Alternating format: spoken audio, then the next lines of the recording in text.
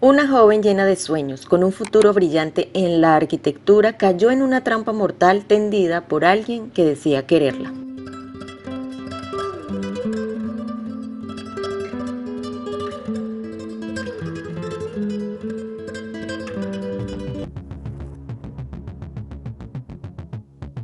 Genevieve Livier Godínez Castañeda tenía 20 años. Vivía en Mexicali, Baja California, México. Estudiaba arquitectura en la Universidad Autónoma de Baja California. Sus compañeros la recuerdan como una estudiante dedicada, apasionada por el diseño y con grandes planes profesionales. Durante un tiempo mantuvo una relación con David Alejandro Quintero Morales, de 19 años, quien decía estudiar medicina. Pero Genevieve había terminado con él semanas antes de los hechos, cansada de las conductas violentas que él mostraba. David no aceptó la ruptura, la acosaba, hostigaba a su círculo cercano, enviaba mensajes intimidantes y presumía sus supuestas fuerzas de artes marciales. Incluso llegó a publicar en redes sociales imágenes de un puño ensangrentado, presumiendo haber golpeado a alguien en la calle.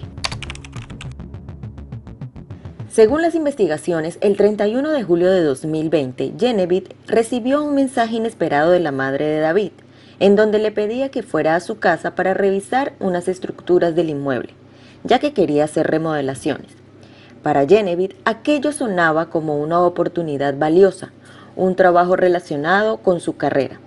Confiando en la buena relación que había tenido con la madre de David, aceptó la invitación, pero todo era una trampa. Cuando Genevieve llegó a la casa, no encontró una remodelación que evaluar. La estaba esperando David. De acuerdo con los peritajes, hubo un forcejeo entre ambos, ya que el cuerpo de Genevieve mostró que luchó con todas sus fuerzas.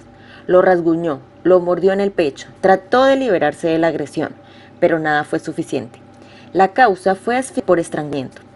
Después del hecho, David intentó borrar las evidencias. Primero cambió la ropa de Genevieve por prendas suyas y le colocó una media en la boca. Luego la metió en la maleta de su propio carro. Condujo apenas 120 metros de su casa hasta estacionar el vehículo en la calle María Herrera. Pero eso no fue todo. Manipuló el celular de Genevieve. Envió mensajes a sus padres haciéndose pasar por ella, asegurando que estaba siendo perseguida por desconocidos. Incluso se escribió a sí mismo, para fingir que no tenía nada que ver con lo ocurrido. La madre de Genevieve, al no tener noticias de ella, acudió a la casa de David. Él salió a recibirla y le aseguró que no sabía nada de Genevieve, pero algo en su actitud no la convenció. Al retirarse del lugar, la madre descubrió el carro de su hija estacionado muy cerca de allí. De inmediato llamó a las autoridades. Cuando la policía municipal inspeccionó el vehículo, el hallazgo fue devastador. Genevieve estaba dentro de la maleta. Una cámara de seguridad de un vecino captó el momento en que David abandonaba el carro y corría hacia su casa. David Alejandro Quintero Morales fue detenido y puesto en prisión preventiva como principal sospechoso. La noticia, por supuesto, conmocionó a todo Mexicali. Familiares, amigos y colectivos feministas salieron a las calles. Las consignas como #Justicia para Genevieve se multiplicaron en pancartas, redes sociales y marchas locales. La presión social fue fundamental. Pero solo 2 años después, en agosto de 2022, un juez dictó sentencia.